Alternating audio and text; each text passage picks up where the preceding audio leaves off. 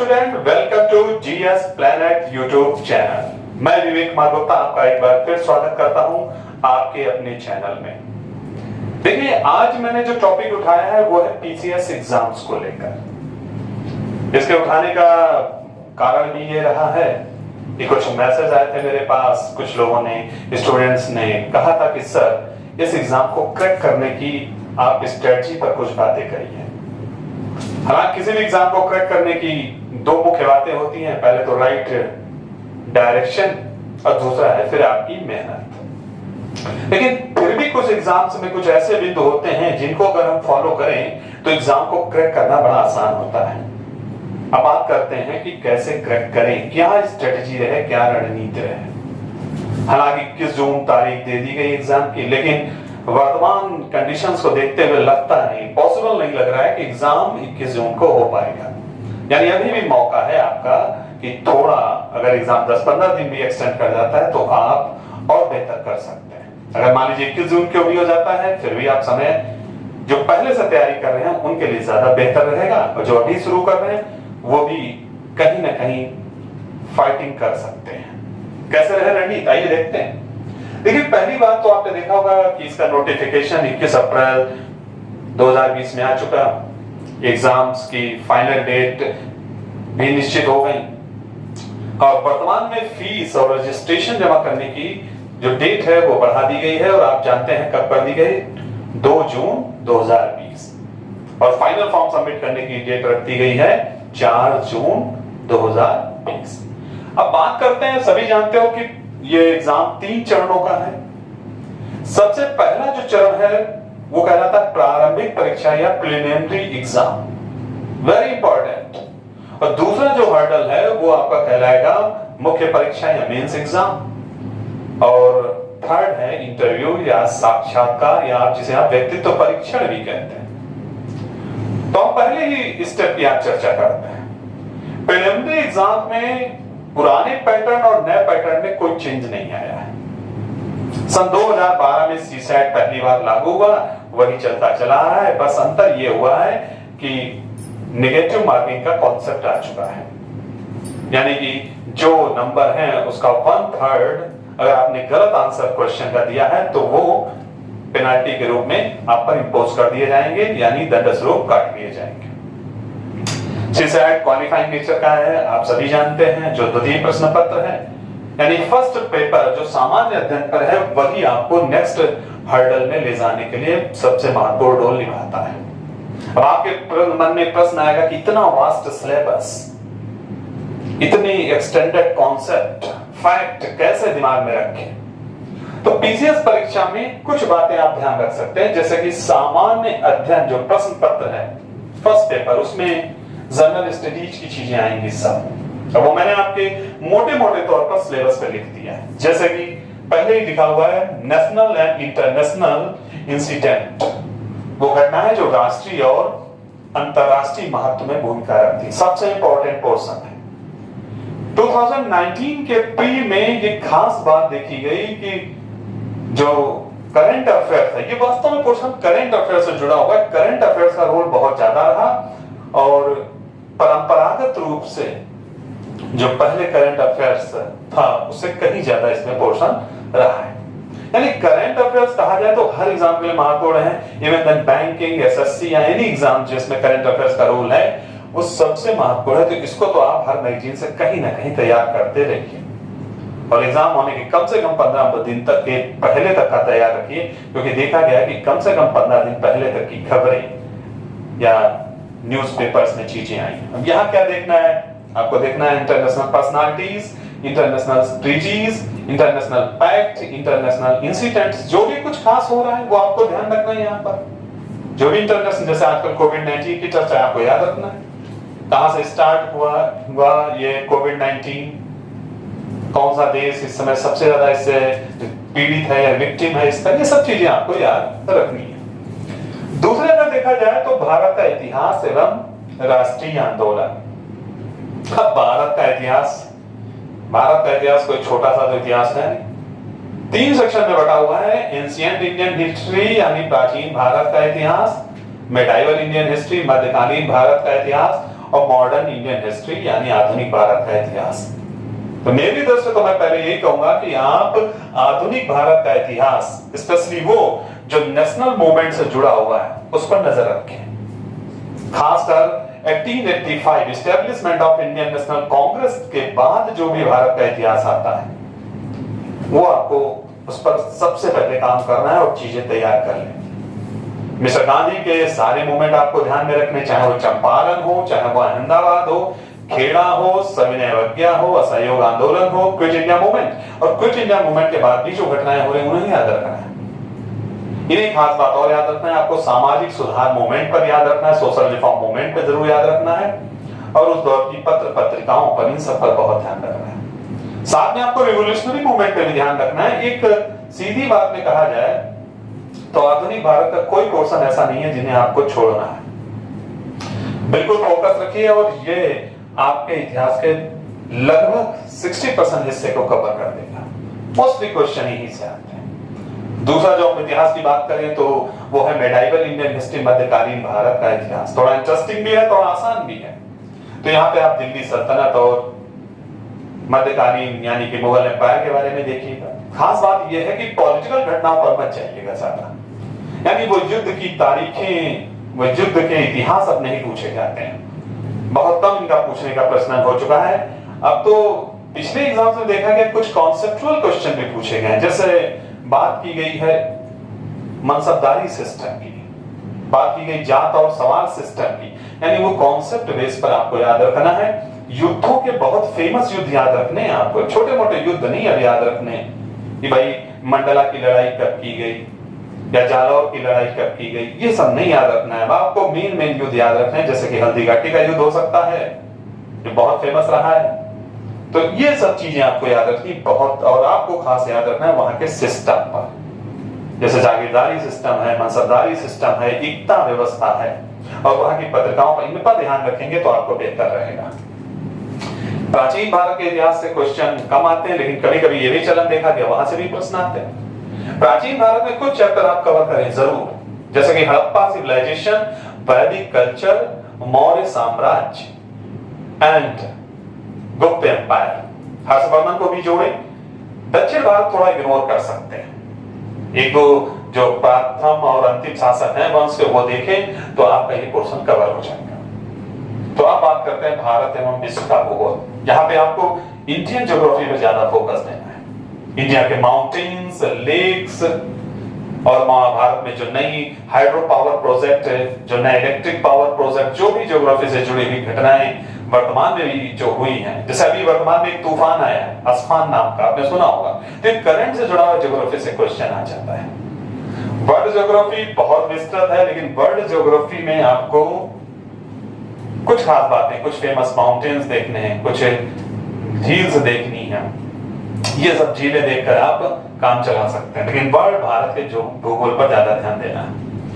अब भारतीय राजनीति और शासन व्यवस्था में भारत के संविधान की बात है, भारत के जो भी सिस्टम्स की बात है, चाहे वो यूपीएससी हो, इलेक्शन कमीशन, इस पोर्शन को ढंग से कवर करना बड़ा आसान है। आप इसको कवर कर लेंगे तो आपका पूरा पोर्शन लगभग ये वाला समाप्त हो जाएगा। अब अगर आप देखें आर्थिक एवं सामाजिक विकास में, यहां पर मैं एक खास बात याद दिलाना चाहूंगा, यहां बैंकिंग एग्जाम की तरह आंकड़े आपको नहीं रटने हैं। मोस्टली आंकड़े बहुत कम आते हैं, आ सकते हैं तो जीडीपी से जुड़े हुए आ सकते हैं, या भारत में पॉवर्टी का परसेंटेज क्या है इनसे जुड़े हुए आते हैं। बहुत ज्यादा एमएसएफ या रेपो रेट या रिवर्स रेपो रेट 7-8-10 साल पहले आया करते थे, अब आने का चलन उतना समाप्त हो चुका है। हाँ, वर्तमान में जीडीपी जरूर याद रखिएगा, क्योंकि जाहिर है जीडीपी में बहुत ही डाउनफॉल दिख रहा है, इसलिए इस पर क्वेश्चन आने की संभावना बनती है। या हो सकता है एम्प्लॉयमेंट के आंकड़ों पर भी बातें आ जाए, लेकिन उसमें भी सबसे ज्यादा आपको यह ध्यान देना है प्लानिंग पर, योजनाओं पर। सबसे ज्यादा आपको याद रखना है प्रोडक्शन पर, कि कौन फसल कहां प्रोड्यूस हो रही है, और नंबर 1 कौन सा स्टेट है, कौन सा नेशन भी है, ये भी याद रखना है। आपको ध्यान देना है मिनरल पर, कि कौन खनिज कहां प्रोड्यूस हो रहा है सबसे ज्यादा, और दुनिया में भी सबसे ज्यादा कहां प्रोड्यूस हो रहा है, इन पर ध्यान रखना है। और इकोनॉमी से जुड़ी हुई जो प्लानिंग्स का पोर्शन है, चाहे वो प्रथम पंचवर्षीय योजना हो, सेकंड पंचवर्षीय योजना हो, या वर्तमान में जो नीति आयोग का कॉन्सेप्ट आ गया है, या फिर वर्तमान में आप बात करें जो कई योजनाएं हैं जो सामाजिक सोशल वेलफेयर की, सामाजिक कल्याण की, उनको भी याद रखना है। जैसे कि मनरेगा की बात कर लें, जैसे कि श्रमेव जयते कार्यक्रम की बात करें, जैसे कि startup India, stand up India की बात करें, तो ये योजनाओं पर आप ध्यान रखिएगा और वर्तमान से जरूर रिलेट करिएगा। वहां से क्वेश्चन ज्यादा आते हैं, ना कि शुद्ध इकोनॉमी या शुद्ध अर्थव्यवस्था पे आते हैं। कॉन्सेप्ट बेस्ड बहुत ज्यादा इसमें क्वेश्चन नहीं आते हैं, तो कॉन्सेप्ट समझने के लिए रख सकते हैं, लेकिन बहुत ज्यादा आपको उनमें जरूरत नहीं है। अब बात करते हैं पर्यावरण। लास्ट ईयर देखा गया और पिछले कई वर्षों देखा जा रहा है कि पर्यावरण का परसेंटेज बढ़ता जा रहा है। कहीं ना कहीं पर्यावरण आपको जरूर तैयार करना है, अलग से टाइम दीजिए इस पर। स्पेशली इसमें जो प्रोटोकॉल्स में इंटरनेशनल लेवल पर, चाहे पेट्रो प्रोटोकॉल्स हो या पेरिस पैक्ट हो या फिर स्टॉकहोम वाले प्रोटोकॉल्स, उन सब पर आपको याद रखना है। या अर्थ आवर समिट हो या आवर समिट हो, इन पर ध्यान रखना है जिनसे आप आगे बढ़ सकते हैं पर्यावरण पर। अब हम बात करते हैं सामान्य विज्ञान की। सामान्य विज्ञान में फिजिक्स, केमिस्ट्री, विज्ञान खुद में एक बहुत बड़ा विषय है, लेकिन आप थोड़ा सा गौर फरमाएंगे तो इसको भी कर सकते हैं। आप केमिस्ट्री छोड़ सकते हैं, ना पढ़ें अगर समय नहीं है। फिजिक्स में कुछ पोर्शन, जैसे कि आप देख सकते हैं लाइट का, ऑप्टिक्स का पोर्शन बहुत इंपॉर्टेंट है, वेव का, तरंग का अच्छा इंपॉर्टेंट है, और वर्तमान में जुड़े हुई खोजें और वर्तमान में नए नए जो इन्वेंशन हो रहे हैं उन पर खास ध्यान दीजिएगा। इसमें भी मैं कहूंगा कि जो बॉटनी और जूलॉजी है, जो उसमें भी जीव विज्ञान, बायोलॉजी पे खूब ध्यान दीजिएगा। उसमें भी जंतु विज्ञान ज्यादा महत्वपूर्ण है। उसमें भी ह्यूमन एनाटॉमी से जुड़े हुए क्वेश्चन ज्यादा आते हैं, मानव शरीर विज्ञान से, उनसे जुड़ी हुई डिजीज की, उनसे जुड़े हुई नए नए यंत्र की, उनसे जुड़े हुए हार्मोन्स की बात आती, उनसे जुड़े हुए विटामिन्स की बात आती, उनसे जुड़े हुए कहीं ना कहीं अन्य चीजों की बात आती। यानी ह्यूमन एनाटॉमी, यानी जो आप हैं तो blood circulatory system, human digestive system, इन पर आप ब्रेन सिस्टम, इन सब पर ज्यादा ध्यान देना है। और आपको जो बीमारियां किससे होती हैं, क्या कारण होते हैं, उन पर ध्यान रखना है। तो यहां से पोर्शन आप कंप्लीट कर सकते हैं। उत्तर प्रदेश स्पेशल के बारे में कहा जाए तो उत्तर प्रदेश के बारे में जो भी आपको चीजें पढ़नी हो, चाहे वो हर चीज यूपी के संदर्भ में इकोनॉमी के आधार पर भी आप देखेंगे, सोशल आधार पर भी देखेंगे, आप ज्योग्राफी के आधार पर भी देखेंगे कि भाई यूरेनियम उत्तर प्रदेश में कहां पाया जाता है। सिंपल सा क्वेश्चन पूछा जा सकता है। तो आप इस तरह अगर उत्तर प्रदेश की झील और यहाँ पे त्योहार, मेले, फेस्टिवल सब पर ध्यान देंगे तो जाहिर है आपको अपने राज्य की जानकारी भी मिलेगी और कहीं ना कहीं एग्जाम में बहुत महत्वपूर्ण रहेगा। और यहाँ पर एक बात और मैं याद दिलाना चाहूं, जैसे लास्ट ईयर एक बड़ा खास बात देखी गई कि जनसंख्या से संबंधित ज्यादा क्वेश्चन नहीं आए, डेमोग्राफी से। लेकिन जरूरी नहीं कि हर साल ना आए, इस साल ना आए, वर्षों लगातार जनसंख्या से जुड़े हुए क्वेश्चन आते रहे, वो भी नेशनल डेमोग्राफी पर भी और स्टेट डेमोग्राफी पर। लेकिन आपको इसको तैयार करके जाना है, क्योंकि पिछली बात यहां रिपीट हो जाए वो आवश्यक नहीं है, क्योंकि एग्जाम का हर दिन पिछले से अलग ही होता है। तो इस तरह अगर आप थोड़ा ध्यान रखेंगे तो इस एग्जाम को क्रैक करना आसान नजर आता है। बात करते हैं सामान्य अध्ययन सेकंड पेपर की। तो सबसे सहूलियत की बात क्या है, सबसे अच्छी बात आपके क्या है आपके लिए कि ये क्वालिफाइंग नेचर का है, यानी आपको सिर्फ 33% मार्क्स पाने हैं और आप अगले नेक्स्ट फेज में पहुंच जाएंगे। यहां खास बात क्या है कि कंप्रीहेंशन देखना है और कंप्रीहेंशन से आप क्वेश्चन कर सकते हैं, स्पेशली हिंदी पे ज्यादा जोर दीजिए, आसानी से आप कर सकते हैं। और अंतर्वैयक्तिक क्षमता और कौशल, इस पर मैं कहूंगा आप ज्यादा ध्यान ना दें, क्योंकि कॉन्सेप्ट बेस है। जब तक आपको कॉन्सेप्ट नहीं क्लियर होंगे आप इससे जुड़े हुए क्वेश्चंस को नहीं कर पाएंगे। यहां सिर्फ स्ट्रेटजी ये रहेगी कि पुराने जो भी अभी तक प्रश्न पत्र जो भी क्वेश्चन आए हैं 2012 से, उनको आप एक बार जरूर देख कर जाएं। अलग से कुछ भी मटेरियल लेने की, पढ़ने की जरूरत नहीं। बाजार में आते हैं इसके सॉल्व पेपर, तो आप उन्हें देखिए और कर लेंगे। उसके बाद ये आप क्वेश्चन कर सकते हैं, कहीं ना कहीं हर एग्जाम से जुड़े होते हैं। यहां से पोर्शन करिए, बड़े आसान होते हैं। बस आप एक बार पुराने देख लीजिएगा, आप आपका दिमाग 2-4 बार हल कर लीजिएगा घर में, आसानी से आप इसे कर सकते हैं। कोई बहुत अलग से मेहनत करने की जरूरत नहीं है। 1-2 क्वेश्चन में थोड़े बहुत कॉन्सेप्ट देख लीजिएगा। यहां पर भी निर्णय क्षमता ये आपकी क्षमता पर है, कहीं ना कहीं लॉजिकल होंगे तो आप यहां भी कर सकते हैं। इस पोर्शन में भी अलग से आपको पढ़ने की जरूरत नहीं है, ये खुद भी आप कर सकते हैं। गणित, अब यह गणित हाई स्कूल स्तर की है सर, अगर जो गणित बैकग्राउंड से नहीं है वो इस पोर्शन को छोड़ भी सकते हैं, लेकिन मैं सलाह नहीं दूंगा छोड़ा तो छोड़ने की, कम से कम कुछ बेसिक चीजें देख लें। अंकगणित है, रेखा गणित है, बीज गणित आदि। बीज गणित पर ध्यान ना दें, रेखा गणित के कुछ फार्मूले बेस्ड जो सिंपल से क्वेश्चन होते हैं कि क्यूब का वॉल्यूम कैसे निकालते हैं, सिलेंडर का वॉल्यूम कैसे निकालते हैं, ये सब आप अगर क्वेश्चन देख लेंगे तो ज्यादा बेहतर रहेगा। बीज गणित में फिर कह रहा हूं कि उस पर फोकस आप ना करें। सामान्य अंग्रेजी में बिल्कुल हाई स्कूल स्तर की सामान्य अंग्रेजी आती है, डायरेक्ट इनडायरेक्ट देख लीजिए, एक्टिव पैसिव कर लीजिए।